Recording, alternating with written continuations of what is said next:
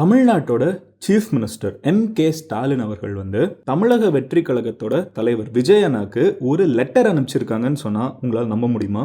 இல்லை அவங்களுக்கு மட்டும் கிடையாது, அப்போசிஷன் லீடராக இருக்கக்கூடிய Edappadi Palaniswami X chief minister அவங்களுக்கும் இந்த லெட்டர் அனுப்பிச்சிருக்காங்க. நாம் தமிழர் கட்சியோட ஹெட்டான சீமான் அண்ணாக்கு இந்த லெட்டர் அனுப்பிச்சிருக்காங்க.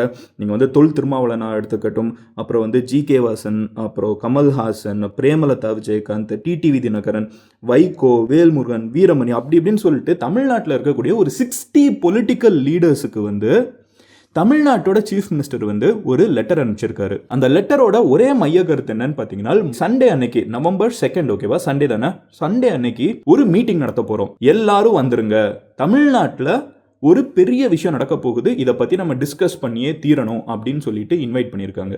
இன்னைக்கு வீடியோவில் நம்ம என்ன பார்க்க போறோம்னு பார்த்தீங்கன்னா, ஒரு பயங்கர சம்பவம் சண்டே காத்துட்டு இருக்குது. ஒரு விஷுவலாக ஒரு பெரிய சம்பவம் காத்துட்டு இருக்குது. நீங்கள் யோசிச்சு பாருங்களேன், நம்ம சொன்ன எல்லா லீடர்ஸையும் இப்போ எல்லாருமே பயங்கரமாக சண்டை போட்டுட்டு இருக்கிற டைம் 2026 6 monthsல எலெக்ஷன் இருக்குது. இந்த நேரத்தில் எல்லா பொலிட்டிக்கல் லீடர்ஸும் மாற்றி மாற்றி சண்டை போட்டுட்டு இருக்கிற இந்த நேரத்தில் சிஎம் எல்லாரையும் கூப்பிட்டு வாங்க ஒரே ரூமில் உட்காந்து ஒரே விஷயத்தை பற்றி பேசுவோம் அப்படின்னு இருக்காங்க. இது தமிழ்நாட்டு மக்கள் சம்மந்தப்பட்ட விஷயம் வேற சொல்லியிருக்காங்க. இதுல நீங்க நானும் நம்ம எல்லாருமே டைரக்டா இன்வால்வ்டா இருக்கும். என்ன விஷயம், என்ன பேச போறாங்க, எதுக்கு இந்த இன்வைட்டை எல்லாருக்குமே அனுப்பிச்சிருக்காங்கிற எல்லா விஷயத்தையும் இன்னைக்கு வீடியோல உங்ககிட்ட டீடைலா சொல்ல போறேன்.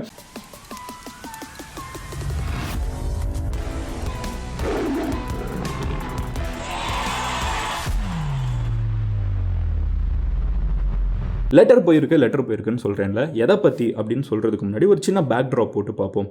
தமிழ்நாட்டில் நவம்பர் 4 டிசம்பர் 4 வரைக்கும் ஒரு பெரிய விஷயம் நடக்க போகுது. 20 வருஷம் கழிச்சு இது நடக்க போகுது. யோசிச்சு பாருங்க, 20 years கழிச்சு ஒரு பெரிய விஷயம் நடக்க போகுது. இதில் நீங்கள் நம்ம எல்லாருமே இன்வால்வ் ஆயிருக்கும். என்னன்னு தானே கேட்குறீங்க? ஸ்பெஷல் இன்டென்சிவ் ரிவிஷன் அப்படின்னு சொல்லப்படக்கூடிய ஒரு விஷயம், அதாவது சர் அப்படின்னு சொல்லி எலெக்ஷன் கமிஷன் சொல்லுவாங்க. இது எலெக்ஷன் கமிஷன் நடத்தக்கூடிய ஒரு விஷயம். இந்த சர்னா என்ன, அது அப்ரிவேஷன் நம்ம சர்னு சொல்லிக்கலாம். இந்த சர் என்னன்னா, தமிழ்நாட்டில் மட்டும் இல்லை, இந்தியா ஃபுல்லாக நிறைய ஸ்டேட்ஸில் மக்கள் லாஸ்ட் 20 yearsல பார்த்தீங்கன்னா மைக்ரேட் ஆகிருப்பாங்க. அதாவது நிறைய பேர் மதுரையிலேருந்து சென்னை போயிருப்பாங்க, நிறைய பேர் சென்னையிலேருந்து பெங்களூர் போயிருப்பாங்க, நிறைய பேர் பீகார்லேருந்து தமிழ்நாட்டுக்குள்ளே வந்திருப்பாங்க, நிறைய பேர் தமிழ்நாட்டிலேருந்து மும்பை போயிருப்பாங்க. இந்த மாதிரி ஒரு மைக்ரேஷன் நம்மளுக்கே தெரிஞ்ச ஃபேமஸான மைக்ரேஷன் நிறைய நடந்துக்கிட்டே இருக்கும், கரெக்டாக.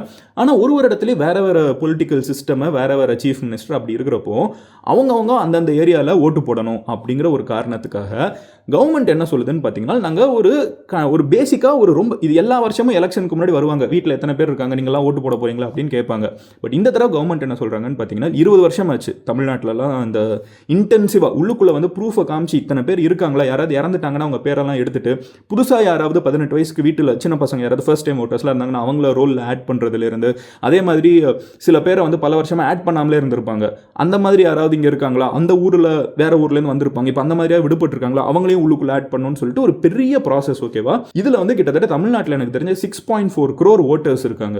இவ்வளோ கோடி பேர், 6.5 கோடி பேரை ஒரு மாசத்துல எலெக்ஷன் கமிஷன் உள்ளுக்குள்ள தேடி பார்த்து எல்லாத்தையுமே ஒரு ப்ராப்பர் எலக்டோரல் ரோல் இவங்க தான் ஓட்டு போட போறாங்க அந்த ஃபைனல் லிஸ்ட்டை உருவாக்கக்கூடிய ஒரு விஷயம். உங்களுக்கு 18 years ஆகிடும் நாள், அதாவது எலெக்ஷன் டயத்தில் நீங்களும் இந்த லிஸ்ட்டில் இருப்பீங்க, ஓகேவா, இருக்கணும். அதுதான் சரியான விஷயம். அதுக்கு தான் இந்த லிஸ்ட் அப்படின்னு சொல்லிட்டு எலெக்ஷன் கமிஷன் சொல்றாங்க. இது ஆரம்பிச்சிருக்காங்க. இது நவம்பர் 4 ஆரம்பிக்குது. கேட்கறதுக்கு சூப்பர் மேட்டரா இருக்கும். மதன், இது சம மேட்டர் ஆச்சு, இதுக்கு என்ன பிரச்சனை, இதை ஏன் எல்லாரும் ஒன்றா உட்காந்து பேச போறாங்கன்னு தானே கேட்குறீங்க. அடுத்த ஸ்டெப் வரேன். ஸோ இது நடத்த போறாங்க, ஓகேவா. இது நான் சொன்ன மாதிரி டோர் டு டோராக போய் ஒரு இடத்துலையும் நியூ ஓட்டர்ஸ் யாரு, இறந்த ஓட்டர்ஸ் யாரு அப்படின்னு பேசிக்காக லிஸ்ட்டே சரியா இருக்கிறத உருவாக்குறது தானே. நான் சொன்ன மாதிரி இதை நடத்தி கிட்டத்தட்ட 20+ years ஆயிடுச்சு.